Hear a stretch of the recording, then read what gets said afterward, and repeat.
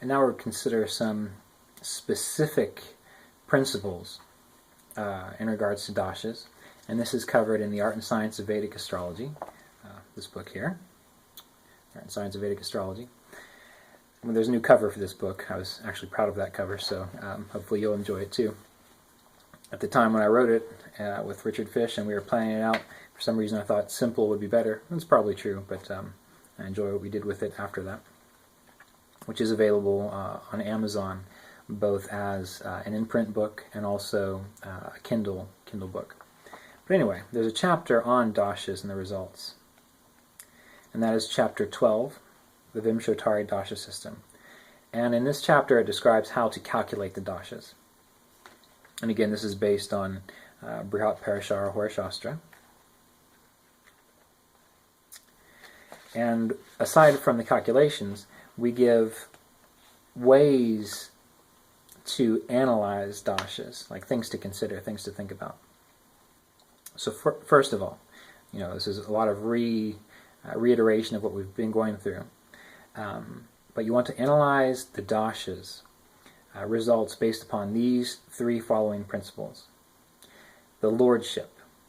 So a dasha lord gives results according to houses over which it has lordship, meaning that if the sun rules the 10th house, then one of the prime indicators for that dasha period is going to be 10th house issues, such as authority, status, prestige, career-oriented things.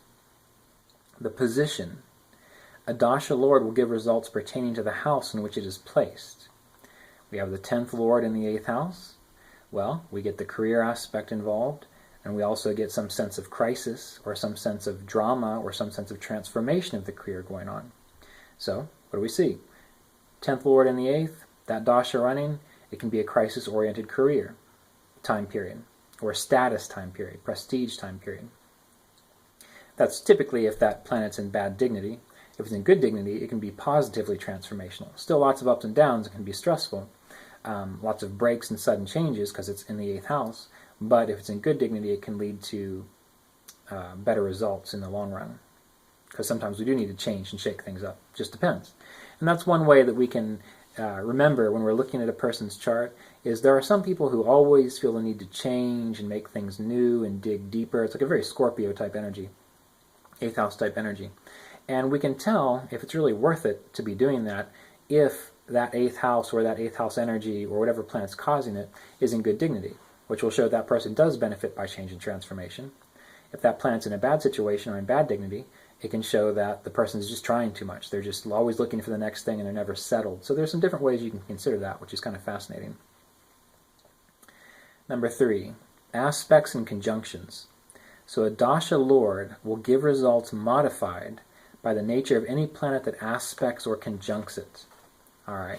Now let's pretend that we're going through a dasha period where we have a Raj Yoga, and we've talked about this previously. A Raj Yoga in the 10th house. Excellent for career. That shows that a person's going to have power, going to have purpose, going to have direction. But let's say that now, within conjunction or aspect to that Raj Yoga, we have the 11th house lord, which, as we've talked about previously in the previous videos, is a yoga breaker, which means that yes, there's going to be lots of energy and attention going towards one's dharma, one's purpose, one's career, but there's going to be an 11th house issue coming into play that's going to get in the way and cause a person to kind of lose sight of the path. And so that's when you have an individual who maybe they're meant to be a great leader, and it's because they have this Raj Yoga, and they're meant to be inspired and really help to transform society. Again, this 9th and 10th lord in the 10th house, or even in the 9th house. And if it was a pure Raj Yoga, they would follow their dharma and they would do that. But if there's a breaker in there, a ruler of the 11th house, well then that can mean that the person gets too caught up in the fame of it and the status of it, and so they lose their vision and they don't achieve their dharma in that regard. So what we have to remember is that the conjunction or association of planets will indicate what's going to go on. If we have let's say, the 10th house lord in the 10th house, and we have the 3rd house lord there. Well, yes, it's a time period for career, and it's a time period for status and prestige, as we've been talking about, but that 3rd house lord is going to make the person really feel like they have to overcome a lot of their competition, and it can make it a little bit more stressful because it doesn't happen as easily. There's people getting in the way, or interests getting in the way, other interests getting in the way, that kind of draws them away from their career. So third house in the 10th, or with the 10th, if it's hurting that area, well, then that's going to show the person getting distracted by other interests, okay, or distracted by competition. So this is how we can start to see how the dashas play out based on planetary combinations. Now, we'll go over some other principles here. Dasha results according to planetary strength. If a planet is strong and well placed by sign, okay, so if a planet's in a good sign, it gives well-being and abundance in accordance with the nature of that planet. What do we mean by the nature of that planet? As we talked about with the individual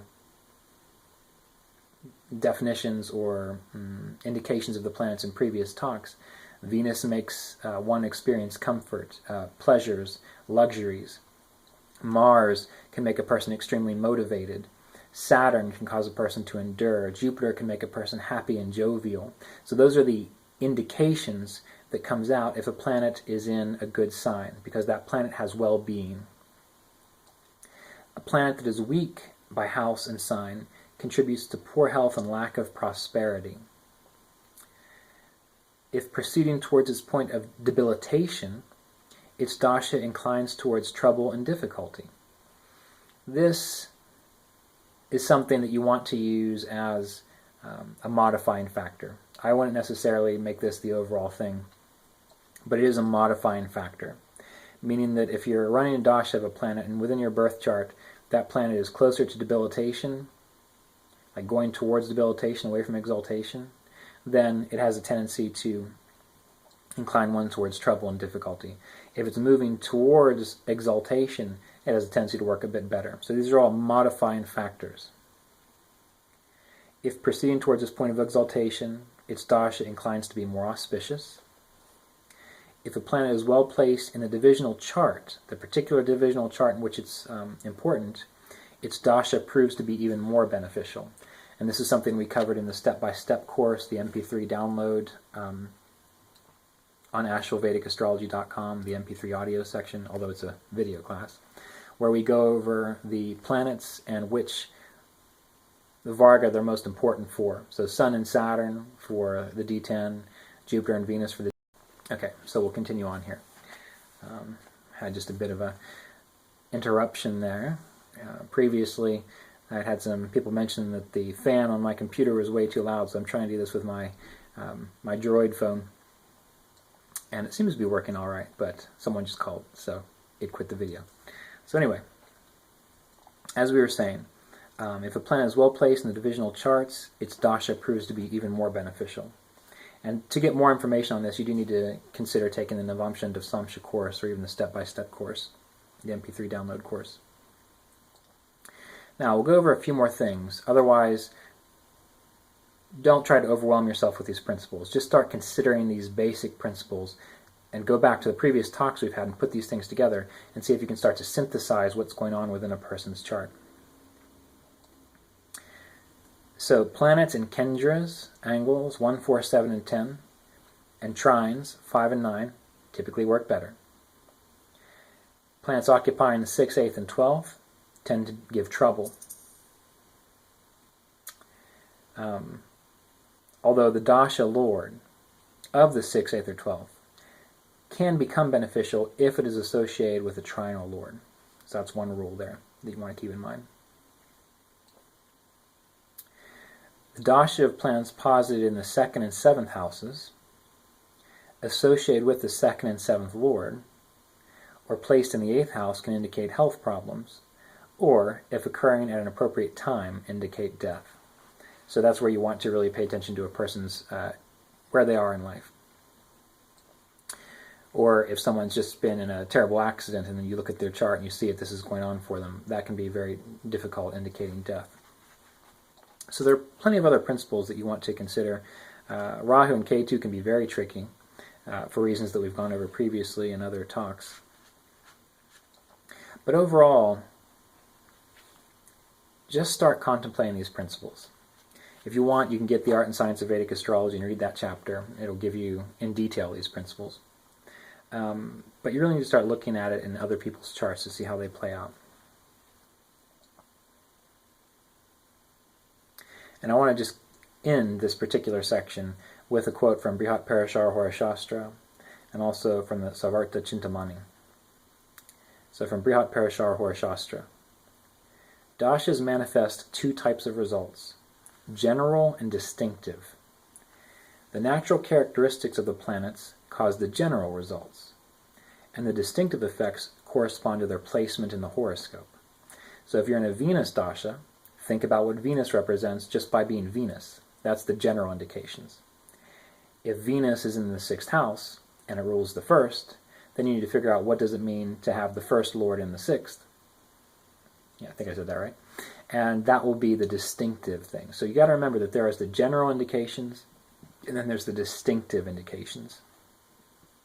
Now the next quote, if the lords and sublords occupy the 6th, 8th, or 12th houses from each other, they produce sorrow, distress, and other kinds of difficulties. So essentially what that means, we'll just go down to the second level here.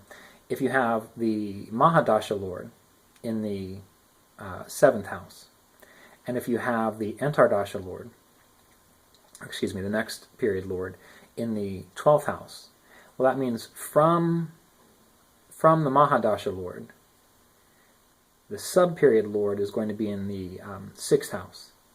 And from the sub-period Lord, the Mahadasha Lord is going to be in the 8th house. So that can usually create some sort of strife or difficulty. And I see that happen a lot. So if you want to just have a basic thumb rule, if you see that happening, that combination where the Mahadasha Lord and the sub-period Lord are in 6th, 8th positions from each other, that can be a very difficult period. Similar, if planets are in angles or trines from each other, that can be very good. And I see that happen a lot too. So that's one other thumb rule you can use. But you have to modify it based on dignity, based on avashas, based on a number of things. So always remember this. There's multiple things going on at one time. But in the long run, it all finally sank in and made perfect sense. So keep that in mind. It takes some time, and don't be too stressed out if you don't get it right away. Just keep contemplating it, keep meditating on it. So be well, and we'll be in touch soon. Thanks.